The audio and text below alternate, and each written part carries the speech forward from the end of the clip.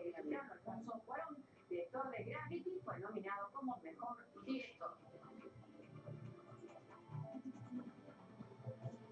Buenas noches, los saludos de Cristina Townsend, bienvenidos a ustedes. La Junta Fiscal del Supremo aceptó la renuncia de la Fiscal. Muy buenas noches para todos. Mi nombre es Andrés Duque. Soy odontólogo de la Universidad CES en Medellín, Colombia, periodoncista de la Universidad Javeriana en Bogotá, magíster en epidemiología de la Universidad CES en Medellín. Hoy tengo el agrado de comenzar estas charlas a través de este excelente medio de comunicación como es el Internet. Es la primera charla del año por invitación de Colgate y Odontomarketing acerca de un tema bien interesante. También les quiero recordar que cada 15 días vamos a tener una conferencia nueva y poco a poco les iremos contando qué nuevos temas, qué nuevas temáticas se van a presentar. Hoy vamos a hablar acerca de enfermedades perimplantares y este medio de comunicación nos permite acercarnos a todos los países, a Latinoamérica y a otros países para hablar sobre esto. ¿Por qué es importante recalcar hoy acerca de enfermedades perimplantares? ¿Por qué es importante hablar de enfermedades perimplantares? ¿Y por qué representan un desafío hoy? En primer lugar, existe mucha controversia acerca de cuál es la diferencia, la semejanza que puede presentarse entre un diente y un implante, en cuanto a sus características fisiológicas, sus características biológicas, en cuanto a los factores de riesgo de que se presenten estas enfermedades en el individuo. El reemplazo de dientes por medio de implantes hoy es considerado una terapia excelente con altas tasas de supervivencia. Y si hablamos de supervivencia tenemos que recordar al doctor Albrechtson que en 1986 nos habló de unos criterios para evaluar el éxito de un implante. Dentro de estos criterios estaba la ausencia de movilidad, evaluada clínicamente, también que no se encontraran radiolucideces alrededor del implante por medio de una radiografía, que no se presentaran pérdidas óseas más allá de esa pérdida ósea, ese saucing que se genera en el implante después de ser colocado, y que no se tuvieran signos, síntomas de inflamación, de infección, de violación del canal mandibular, de neuropatías. Y se hablaban de unas tasas de éxito muy buenas, que mínimo un implante debía tener una tasa de éxito del 85% a los 5 años y de un 80% a los 10 años. La evidencia científica hoy nos muestra que esas tasas de éxito cada vez son mayores, están por encima del 90%. Sin embargo, miramos que poco se hablaba acerca de la infección perimplantar, de lo que era una infección equivalente a la gingivitis y la periodontitis alrededor del implante. Por lo tanto, hoy el tema de las enfermedades periodontales y las enfermedades perimplantares es un tema bien importante. ¿Por qué? Porque las enfermedades crónicas en el mundo están disparándose. La diabetes, la hipertensión y muchas enfermedades crónicas hoy en el mundo están elevándose sus prevalencias. Las enfermedades periodontales, y en este caso que nos compete las enfermedades perimplantares, pues van a tener esa misma tendencia, porque vamos a tener pacientes con muchos más tiempo sus dientes en boca, dientes más intactos, con más susceptibilidad a factores de riesgo que pueden modificar o alterar estas tendencias. Entonces, hoy en día, tener en cuenta los factores de riesgo a los cuales están implicados los individuos, como son las enfermedades crónicas, como la diabetes, la condición de fumar, el déficit de higiene oral, que sigue siendo un problema en la actualidad, y características propias en cuanto al paciente, como son las características de sus tejidos perimplantares. Hoy se ponen implantes en cualquier parte sin analizar cuáles son las consecuencias y los riesgos que se pueden presentar. Esos son factores de riesgo que vamos a tener que tener en cuenta definitivamente. Hoy en día, el aumento en la prevalencia de complicaciones alrededor de implantes dentales es cada vez más evidente. En la casuística clínica propia, probablemente en la casuística de muchos de ustedes, es más frecuente encontrar casos complicados de implantes. Y las dos complicaciones biológicas más importantes son la mucositis y la periimplantitis, que son respectivamente el equivalente a la gingivitis y a la periodontitis. Para el clínico, tanto periodoncistas, cirujanos, rehabilitadores, odontólogos generales, es muy importante comprender hoy las consideraciones clínicas y anatómicas de estas diferencias y semejanzas que pueden haber entre un diente y un implante para un adecuado diagnóstico. Vamos a ver entonces hoy cuál es el papel de la biopelícula o biofilm, de la placa bacteriana, de la inflamación y de los factores de riesgo ambientales y psicosociales que hoy tienen gran preponderancia en que se inicie o progrese una enfermedad periodontal o una enfermedad periimplantar.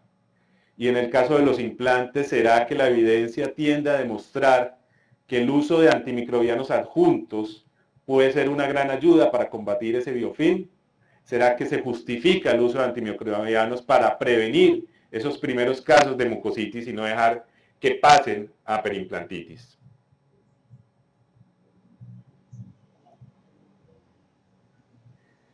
Y ustedes probablemente han visto mucho esta discusión. ¿Qué es mejor? ¿Un diente o un implante? Y eso es una discusión que en la literatura científica, en las conferencias académicas se ha venido tocando bastante.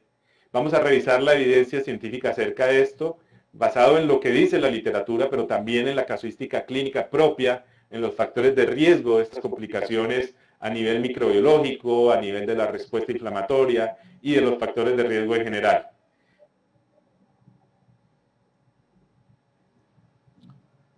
La primera patología en la que se ve involucrado un diente, por supuesto, es la gingivitis.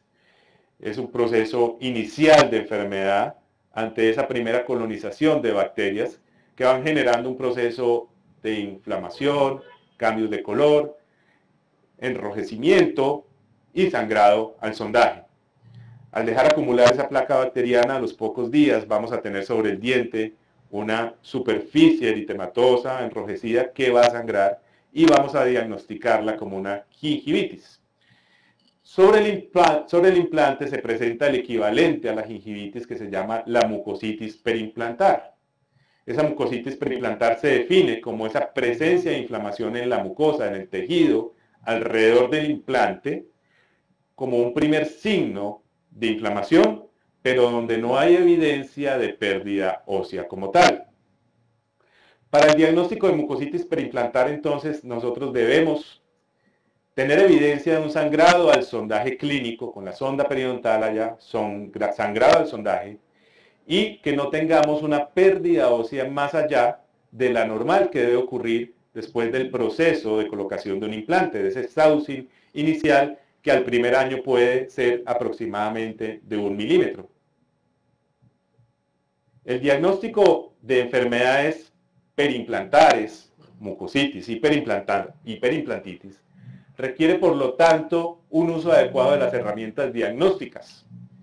En este caso, primero que todo las herramientas diagnósticas clínicas para evaluación de un caso. La evaluación del sondaje, de enrojecimiento, de supuración, de bolsa periodontal, pero también en algunos casos acudir, o en la mayoría de los casos, ojalá acudir a técnicas radiográficas convencionales, como puede ser una radiografía periapical, para algunos casos una radiografía panorámica, pero para la evaluación del diente individual, principalmente una periapical, o en algunos casos de dudas, una radiografía más avanzada para el diagnóstico de la lesión, como puede ser una tomografía.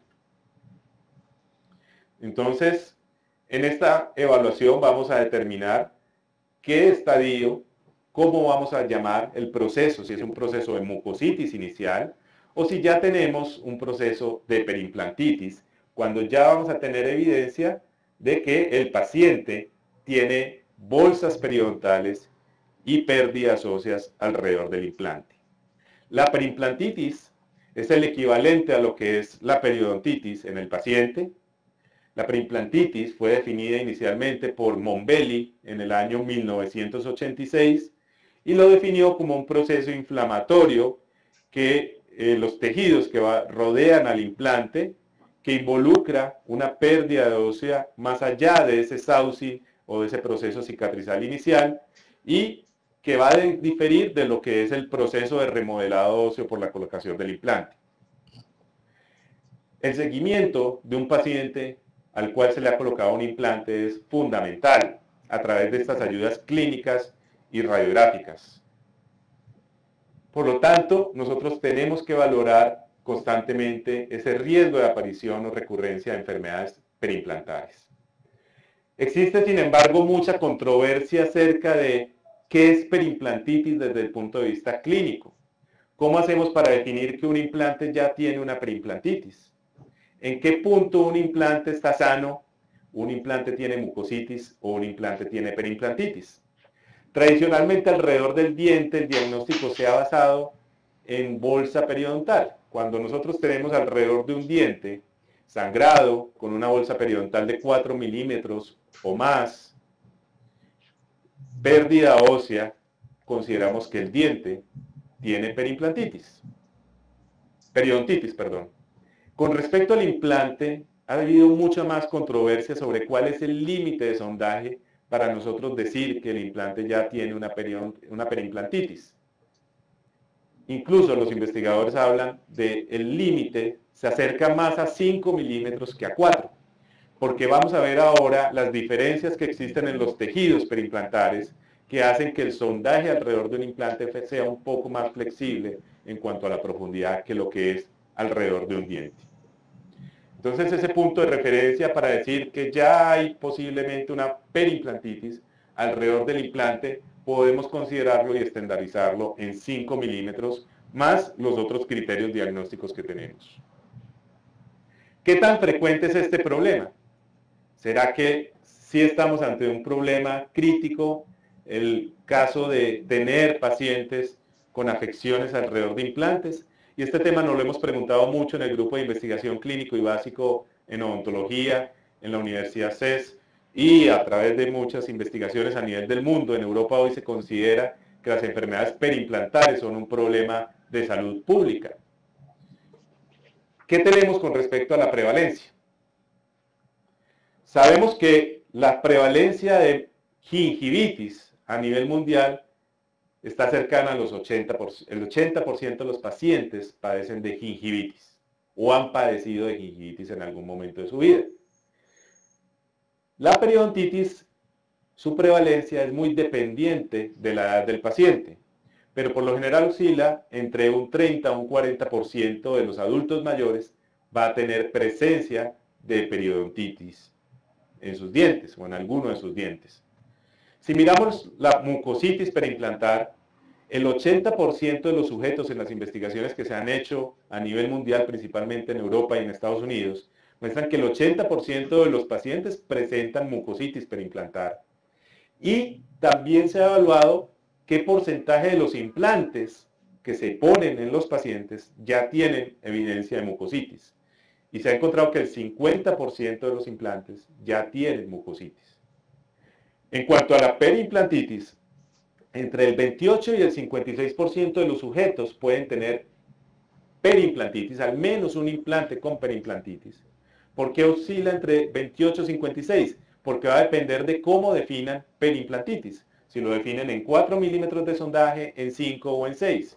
Pero miremos que son proporciones muy altas de implantes que están afectados, que están infectados, que tienen inflamación y que tienen un criterio diferente al criterio de Albrechtson, que es una infección y una enfermedad inflamatoria, como es la mucositis o la perimplantitis.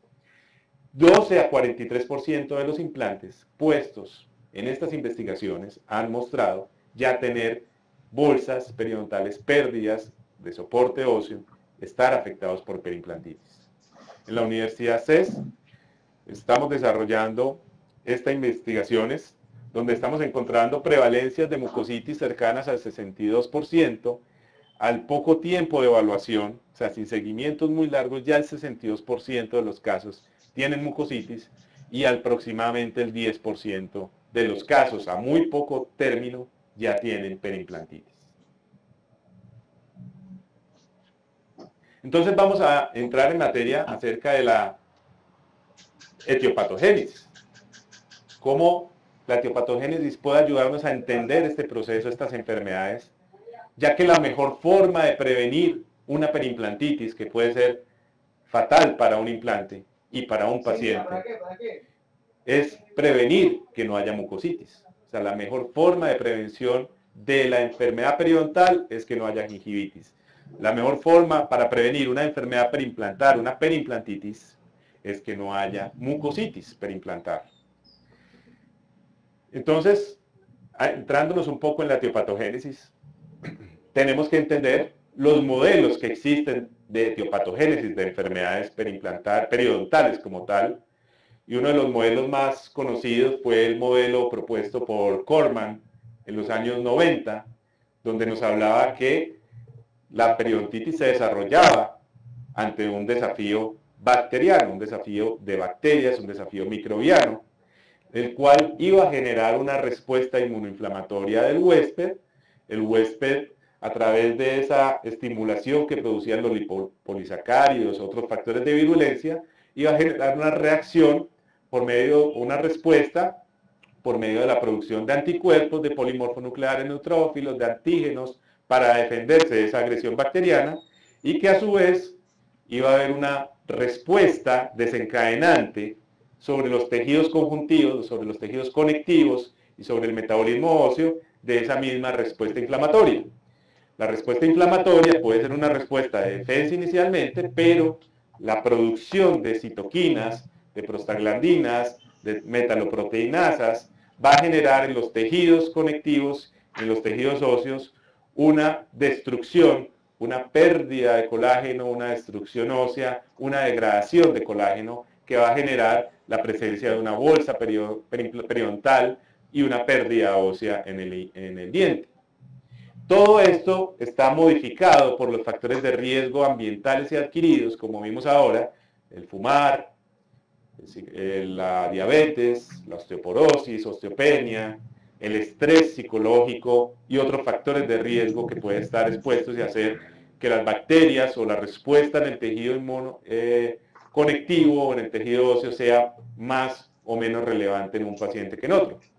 Pero también están involucrados los factores de riesgo genéticos que tenga el paciente, polimorfismos como es el polimorfismo de interleuquina 1 o otros polimorfismos que se han detectado que afectan el desarrollo o no de una enfermedad. Entonces, toda esta secuencia de eventos etiopatogénicos puede hacer que una persona manifieste o no los signos clínicos de inicio y progreso de la enfermedad periodontal. Más recientemente, en el año 2012, en el Periodontology 2000, Doffer propone un modelo que puede ser un poco más simple, pero más adaptado a los conceptos actuales etiopatogénicos para explicar las enfermedades inflamatorias, infecciosas, como en este caso, las enfermedades periodontales, donde nos agrupa tres grandes factores involucrados en la patogénesis. En primer lugar, los factores de riesgo microbiológicos y morfológicos, como es el papel de las bacterias, el papel de la anatomía del diente, de la anatomía radicular, la presencia de concavidades, la presencia de surcos, factores de riesgo locales como una restauración desadaptada. Existe por su parte también los factores de riesgo inmunológicos e inflamatorios. No todos tenemos el mismo tipo de respuesta inflamatoria. Cada persona tiene una respuesta inflamatoria totalmente diferente. Hay personas que tienen alta producción de ciertas citoquinas, mientras que otras personas no. Entonces esa respuesta inmunológica o inflamatoria, el estado inmunológico de una persona, el estado de respuesta inflamatoria, la capacidad de responder inflamatoriamente también es diferente en cada uno de los pacientes. Y mucho énfasis se le da en la actualidad a los factores psicosociales y ambientales. Ambientales, por supuesto, sabemos que el cigarrillo es el principal factor de riesgo de enfermedad periodontal y a su vez se ha visto que es el principal factor de riesgo de enfermedades perimplantares, mucositis y perimplantitis. Pero también están los factores de riesgo psicosocial. Y en los factores de riesgo psicosocial, no solo lo que es un paciente ansioso con temor a ir donde el odontólogo para una revisión, el paciente que sale de un consultorio odontológico creyendo que un implante es un proceso inerte, que no tiene susceptibilidad, simplemente le pusieron un tornillo como cuando se va a pegar un cuadro y eso no tiene ningún riesgo. Entonces el paciente que sale con ese concepto que le venden implantes para toda la vida, implantes con garantías, el paciente, la concepción que tiene de esos conceptos es que al implante no le va a pasar nada. O sea, si a mí me dicen que un tratamiento tiene garantía, que un tratamiento tiene garantía, ¿qué pienso yo? Esto no va a fallar. Y esos son los conceptos psicosociales que estamos inculcándole a los pacientes el día de hoy, en la actualidad.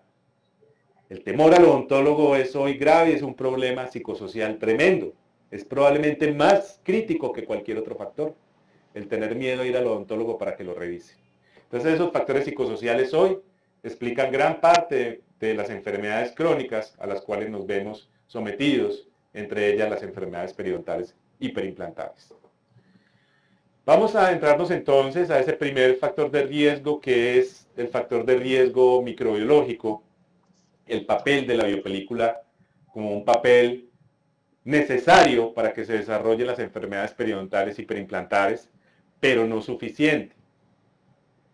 No es suficiente que haya bacterias para que se desarrolle una lesión y para que esta lesión avance. Se requieren otros factores, como hemos visto, y la interacción de estos tres grandes grupos. Para que se desarrolle la biopelícula, primero que todo, necesitamos tener en cuenta que existen unos mecanismos de colonización y de coagregación bacteriana que, si un paciente no tiene unos buenos hábitos de higiene oral, estos mecanismos de coagregación y de colonización van a ser más críticos. Y hace mucho tiempo sabemos de que existen unas bacterias que son consideradas colonizadores iniciales, otras bacterias son consideradas colonizadores secundarios y otras bacterias colonizadores terciarios. Y sabemos que hay unas bacterias que han sido consideradas periodontopatógenas, que involucran mucho más riesgo de tener enfermedades periodontales, como son las Porphyromonas gingivalis, las Tanerelas forcitensis y otras bacterias del complejo rojo han sido considerados en el diente como bacterias de mucho más riesgo.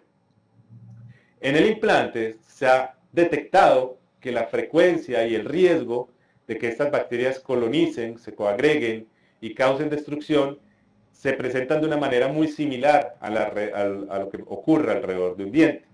Por lo tanto, en un implante, la presencia de Porphyromonas gingivales, Tanerelas forcitensis, intermedias y otras bacterias son igual de frecuentes y están asociadas al desencadenamiento de una patología igual a lo que ocurre en una periodontitis.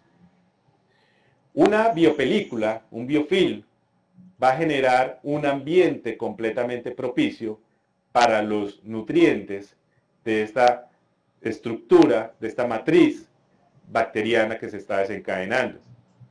Vamos a tener dentro de un surco, dentro de una bolsa, dentro de una bolsa perimplantar o periodontal, un ambiente físico-químico apropiado para el crecimiento de las bacterias, y también la biopelícula genera unos mecanismos de protección a las bacterias para que no sean destruidas, para que no haya muerte de estas bacterias. Entonces, si mecánicamente no hay posibilidades de controlar esto, el paciente va a tener unos mecanismos que hacen que se desarrolle esta matriz celular, esta matriz bacteriana con exopolisacáridos de una manera más frecuente. Por lo tanto, el control de la biopelícula es la clave del éxito de cualquier tratamiento que nosotros hagamos.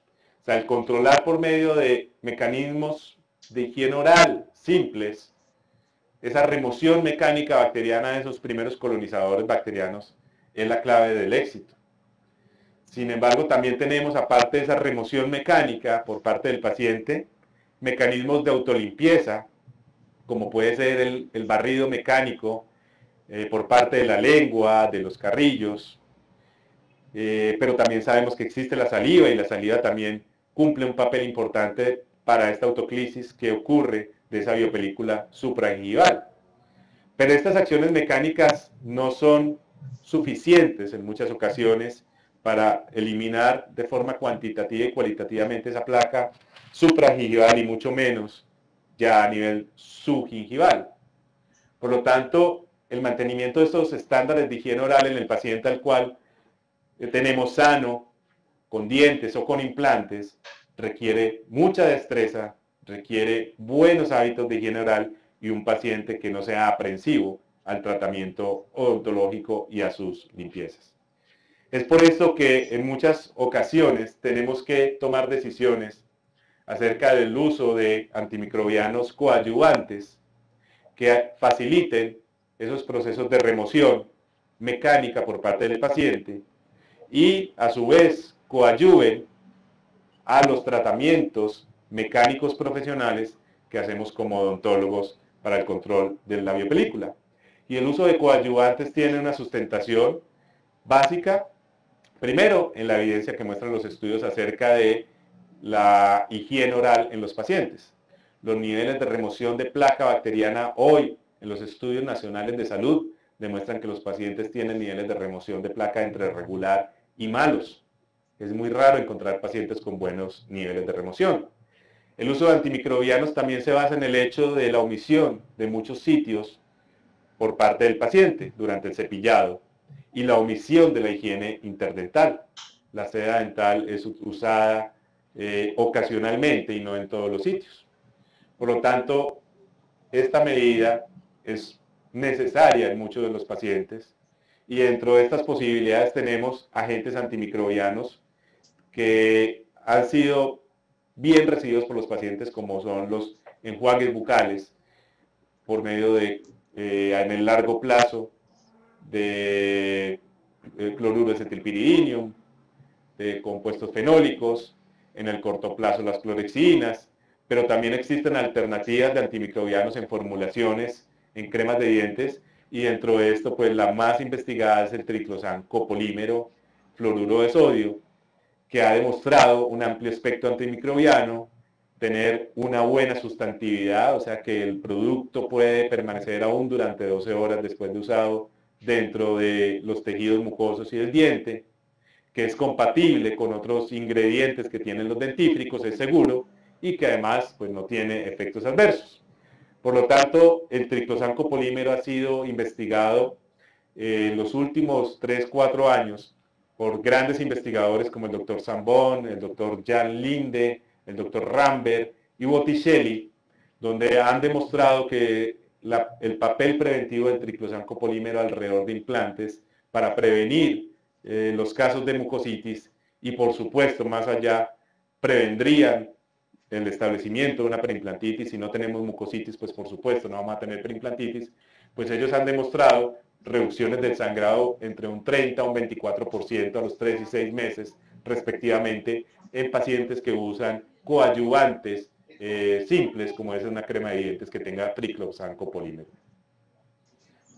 Aparte de estos factores de riesgo microbiológicos, pues tenemos también los factores, otros factores diferentes que hacen la diferencia entre el diente y el implante. Vimos que las bacterias tradicionales de periodontitis se encuentran en implantes, pero es importante comprender que en los implantes se ha visto elevados conteos de Staphylococcus aureus,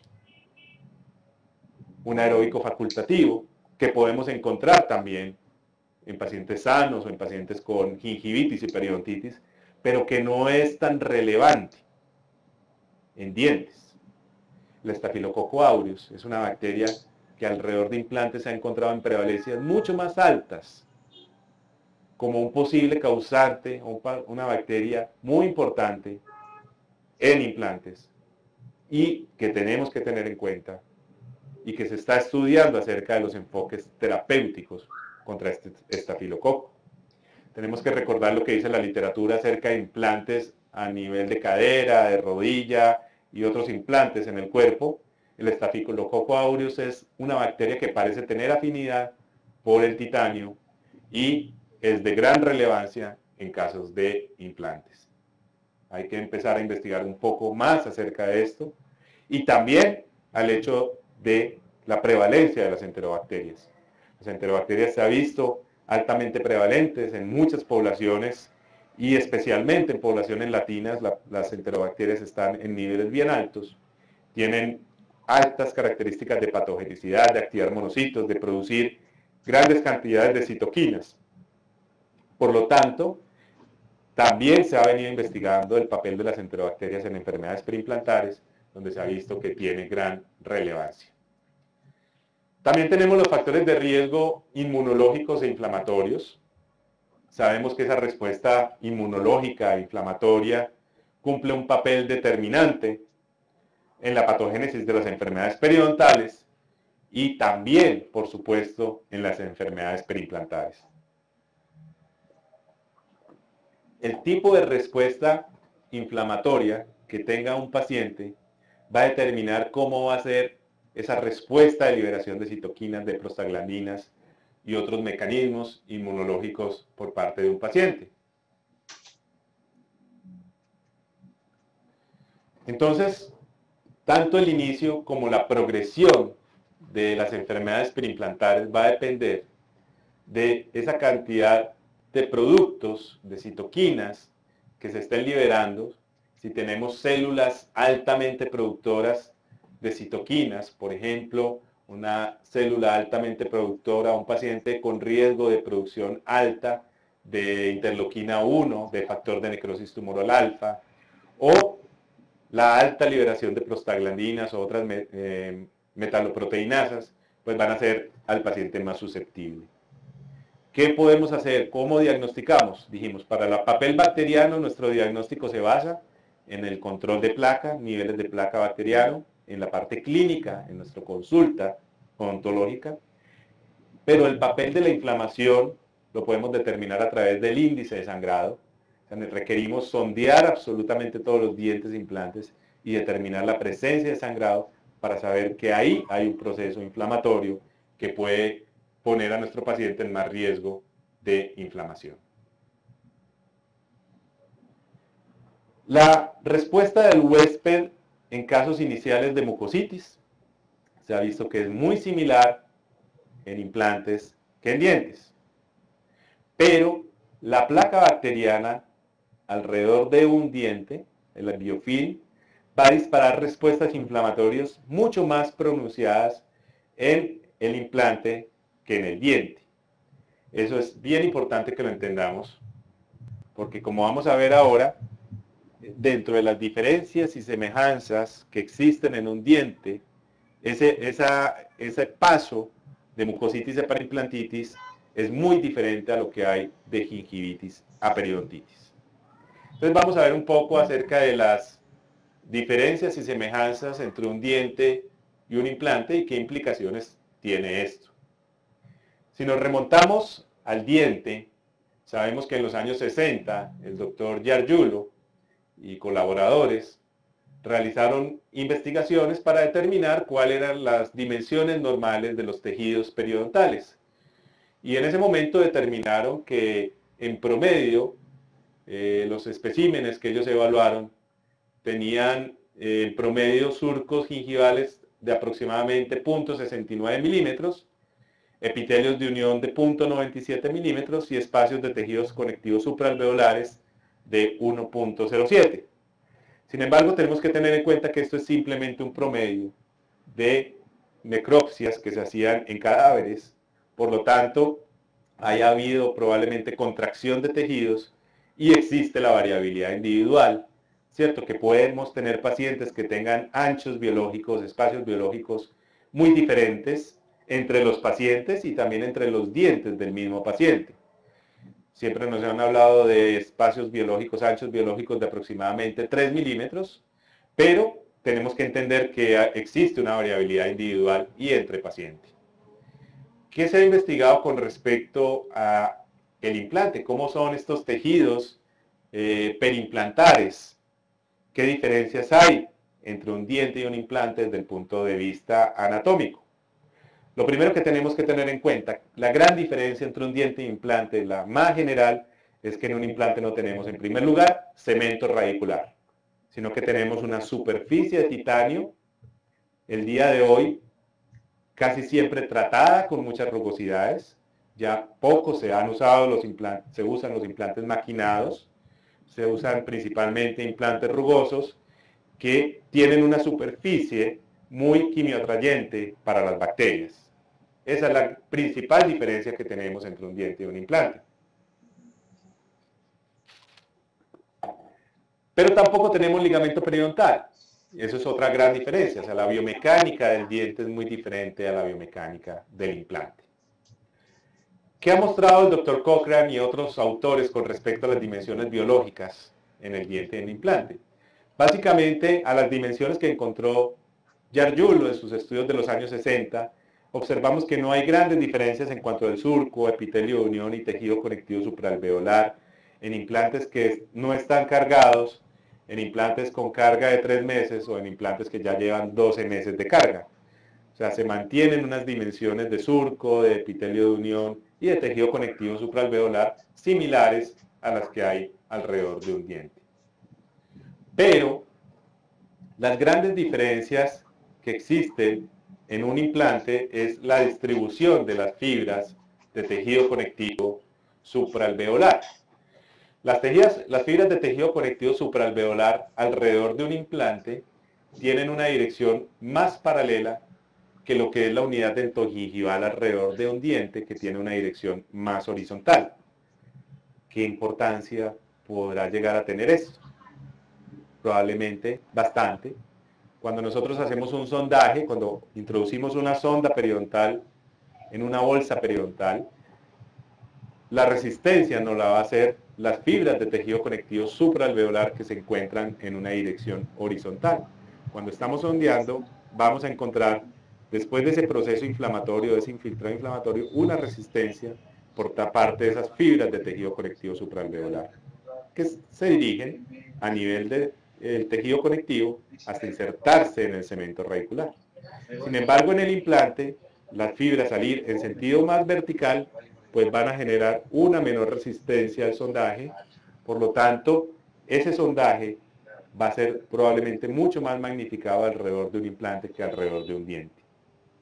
Ese proceso inflamatorio va a encontrar una menor resistencia al sondaje para el paso de la sonda. Es por eso que hablábamos ahora al inicio, que un sondaje de 5 milímetros es aceptado como normal probablemente en un implante para evitar ese error inherente al sondaje de la falta de resistencia que tiene esa sonda. Las presiones de sondaje alrededor de un implante deben ser muy leves, 0.25, 0.5 newton, casi que la presión necesaria para causar isquemia en una uña, cuando ustedes hacen presión sobre una uña, la mínima presión para causar isquemia es lo que debemos ejercer sobre un implante. Existían muchos paradigmas con respecto a que un implante no se podía sondear, que había que sondearlo con sondas especiales, que tenían que ser sondas de teflón. No, los implantes se tienen que sondear con sondas de teflón, con sondas tradicionales, con cualquier sonda. Simplemente hay que conocer estas diferencias que hacen anatómicas que existen entre el diente y un implante. ¿Qué otra diferencia importante hay? Alrededor de un implante la vascularización va a ser menor. ¿Por qué? Porque los vasos sanguíneos del ligamento periodontal que tiene el diente no van a estar presentes alrededor del implante. Entonces hay una menor vascularización alrededor del tornillo. La relación de fibras con respecto a las células En el implante y el diente también es diferente. Un implante es un tejido más fibroso y menos celular. Hay una menor respuesta celular en el implante y hay un tejido un poco más fibroso, lo que hace también que esto sea importante de considerar. La respuesta del huésped entonces, y aquí este punto es muy importante, que ustedes lo entiendan para que nos llegue ese mensaje de la importancia de la teopatogénesis de las enfermedades perimplantares, es que la respuesta del huésped en el implante y en mucositis es más pronunciada. O sea, la posibilidad de tener mucositis y perimplantitis es muy similar. Pero cuando un paciente desarrolla una mucositis perimplantar, existe mucho más riesgo de que esa mucositis pase a una perimplantitis que lo que es el riesgo de que una gingivitis se convierta en una periodontitis. Y muchas de las razones que explican eso es la misma resistencia a nivel de fibras que tenemos en un implante con respecto a un diente. Al no haber fibras en sentido horizontal, el infiltrado inflamatorio no es autolimitante. Y como ustedes están viendo en esta imagen de esta diapositiva, observen en amarillo el infiltrado inflamatorio alrededor de un implante llega hasta el nivel óseo. Miren que no hay ligamento periodontal y el infiltrado inflamatorio entra en contacto con el hueso. Miren a la derecha de la gráfica lo que es una enfermedad periodontal y el infiltrado inflamatorio alrededor del tejido periodontal. El infiltrado inflamatorio es autolimitante. Siempre va a haber un tejido sano periodontal de fibras de tejido conectivo periodontal que van a autolimitar que el infiltrado inflamatorio no llegue hasta el hueso. Hay una reabsorción ósea, por supuesto, porque hay citoquinas, hay prostaglandinas, hay una reacción inflamatoria que está generando, activando la reabsorción ósea, ¿cierto? A los osteoclastos, al proceso de reabsorción, pero no hay un contacto directo como lo hay en el implante. Otro punto bien importante es la importancia del tejido queratinizado. Se ha discutido acerca si el diente requiere tejido queratinizado y se ha demostrado que siempre y cuando haya salud, haya buena higiene oral, un paciente puede tener un periodonto sano sin tejido queratinizado. Pero ¿qué dice la literatura y qué dice la experiencia clínica? Que alrededor de implantes existe un mayor riesgo de mucositis y perimplantitis en sitios donde no hay tejido queratinizado. Estamos viendo un caso especial donde hay un frenillo traccionante, hay ausencia de tejido queratinizado, a este paciente le pusieron un implante sin una planeación prequirúrgica de proveerle un tejido queratinizado alrededor de las superficies por donde iba a salir el implante y el implante está completamente comprometido en este caso.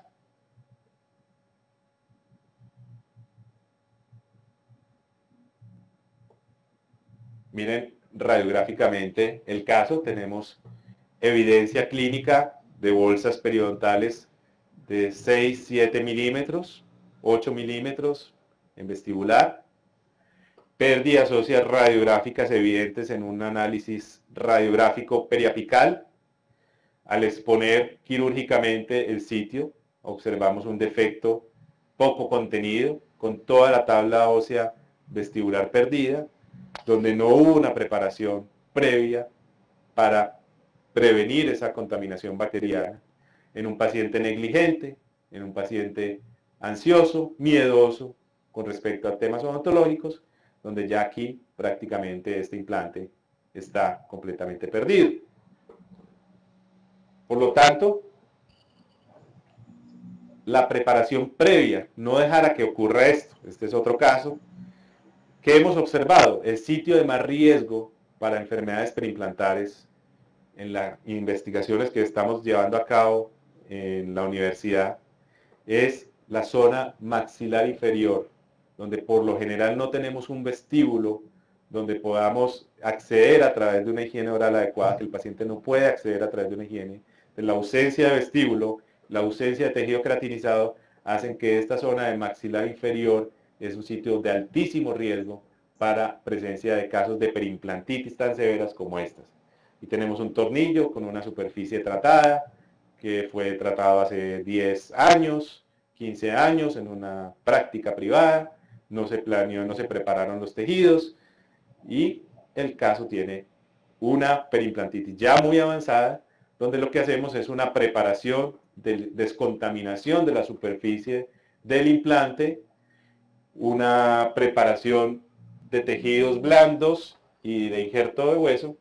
No vamos a recuperar en altura, probablemente a recuperar al 100% la altura del implante, pero sí le estamos proveyendo un mejor soporte óseo y una mejoría en la condición de tejidos blandos. Traemos un injerto de tejido conectivo, un injerto combinado conectivo y epitelio conectivo, inlay onlay, para proveerle a este paciente un tejido queratinizado y una mayor supervivencia del implante. Es un paciente ya de 70 años, con expectativas de vida que cada vez van aumentando en nuestra población y tenemos que proveer unas condiciones que aseguren que este implante esté más tiempo en boca. Por lo tanto, hoy debemos buscar métodos que provean detecciones tempranas de esos signos clínicos iniciales. Tener pacientes sin placa bacteriana es imposible, bocas estériles es imposible, pero sí tenemos que hacer mucho por la forma como enseñamos higiene oral y creamos hábitos saludables en higiene oral. Y enseñamos a nuestros pacientes que los implantes no son infalibles. Ofrecer garantías en implantes pienso que no es bueno, éticamente no es bueno. Es como si al paciente diabético le dijeran, el internista, ofrezco garantía de que su diabetes se va a curar. ¿Qué endocrinólogo, qué internista hace eso? Cuando sabemos que tenemos enfermedades expuestas a múltiples factores de riesgo. Un implante no es un tornillo en un cuadro como estos, que incluso ni este cuadro yo puedo asegurar que toda la vida va a estar pegado de esta pared, menos un componente biológico expuesto a condiciones ambientales, fumar, el estrés emocional, factores psicosociales. No sabemos si ese paciente va a volver o no. Al paciente que le digan que el implante tiene garantía, ¿para qué va a volver a un consultorio donde un odontólogo? Entonces, estos factores de riesgo, estas condiciones, estos factores en el implante son tan importantes como en el diente. El fumar, la genética, el estado socioeconómico, esto no tiene garantía. Son condiciones que no tienen garantías. El haber tenido enfermedad periodontal es un factor adicional al implante. Las personas que han tenido enfermedades periodontales están en mayor riesgo de tener enfermedades perimplantares. Incluso se ha propuesto que estos pacientes deben ser manejados con implantes que no tengan mucho tratamiento de superficie. Incluso se habla de implantes maquinados en pacientes de altísimo riesgo de periodontitis. Por lo tanto, hoy tenemos que saber que tenemos condiciones de altísimo riesgo para enfermedades perimplantares y periodontales, que tenemos desafíos periodontales y perimplantares y desafíos en nuestro cuerpo, como los que va a exponer el 30 de enero la doctora Ana del Carmen Armas de Ecuador acerca de los desafíos de las lesiones cariosas y sus estrategias para el control. Somos seres humanos dinámicos, cada vez más expuestos a enfermedades. Aumentar las expectativas de vida de la población, lo único que generan es que tengamos poblaciones más enfermas. Creemos que el éxito de la medicina es tener personas a las cuales les podamos extender la vida. Y muchas veces lo que estamos haciendo es hacer personas infelices, padeciendo enfermedades crónicas por largo plazo. Por lo tanto, hoy el concepto de salud no es tener ausencia de enfermedad, tener ausencia o tener condiciones físicas, mentales y emocionales adecuadas, sino tener un organismo que sea capaz de adaptarse a estas condiciones, especialmente crónicas, a las cuales nos vemos expuestos hoy. Tengo 10 minutos para responder preguntas. No estoy viendo acá en la presentación, en el webinar, no estoy viendo el chat, por si de pronto me pueden colaborar, a ver si puedo tener visible el chat para responder algunas preguntas por parte de la audiencia, si me pueden orientar por favor con respecto a esto.